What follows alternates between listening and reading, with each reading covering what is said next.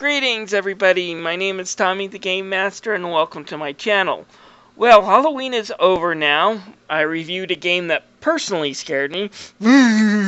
So let's move on to another holiday, the Day of the Dead, celebrated in Latin America as the day after Halloween, and I have just played a game that is right up this holiday's alley, Grim Fandango, taking a lot of these myths and cultures from the Day of the Dead celebrations to tell a film noir story, with a bit of humor, of course. After all, these are the same people who brought us Monkey Island.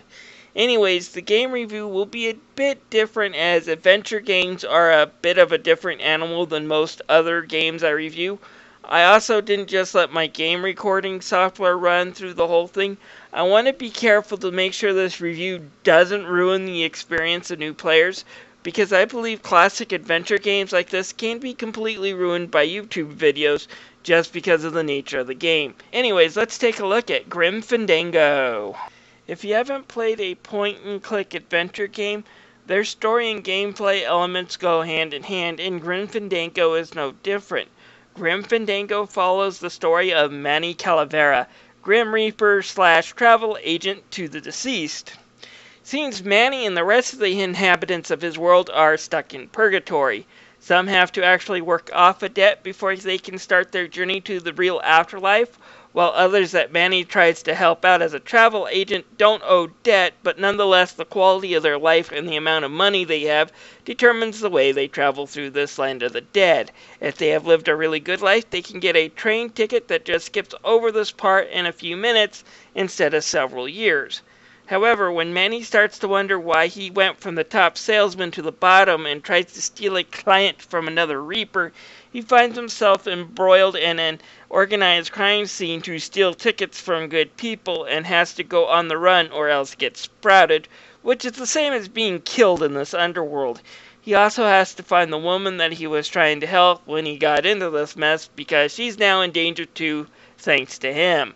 Also tagging along is Glottis, Manny's mechanic and best friend. The game takes place over several years, and we go and see Manny take different jobs from sales agents to restaurant managers and even sea captains.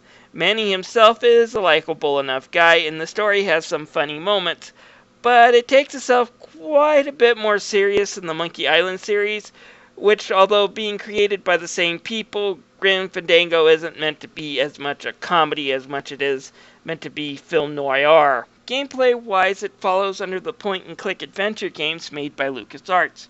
You go around, talk to people to expand the story, and get clues about what to do next.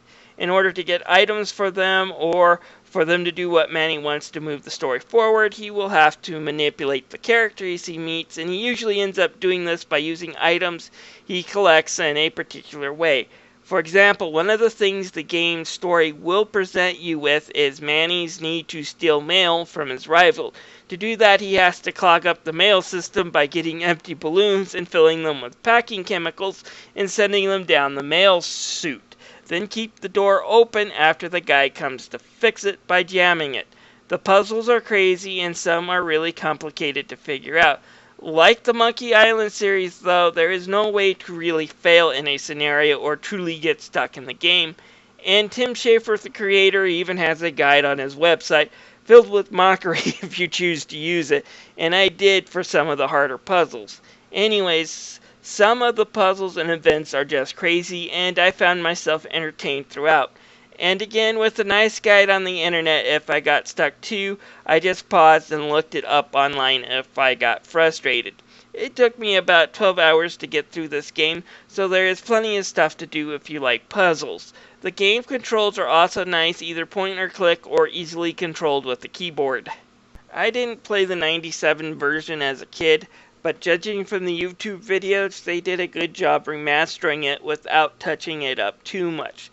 This isn't a remake like Monkey Island Special Edition, but they did add in a few extra cool effects and colors, and the original artwork has stood up very well in the last 20 years. Of all the 3D games of that era, this is the only one where I can actually really say that. If you look at Final Fantasy VII and some of the other 3D games of that era, they do look really aged. Grim Fandango, while it doesn't look new, doesn't look ugly or old either. It does look pretty good.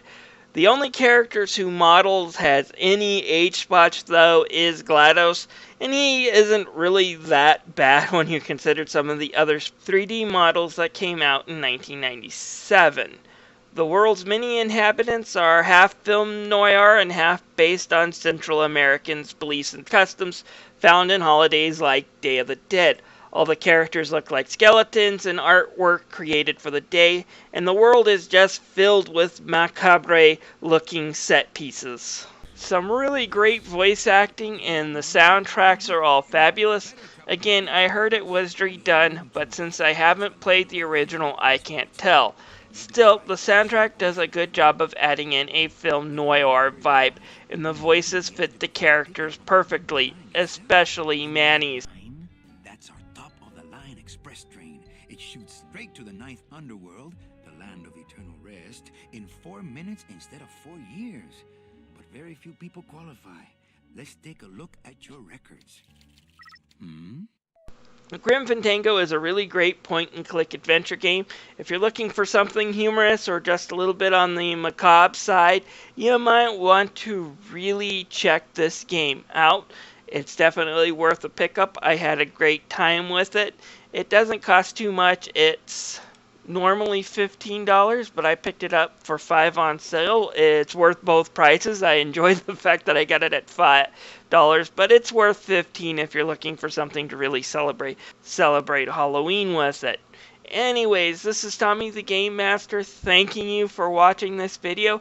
If you have any comments, feel free to leave them down below. I would love you to click on that subscribe button as well. I'd love to have you as a member of my community here on my channel. I will see you guys later. Goodbye.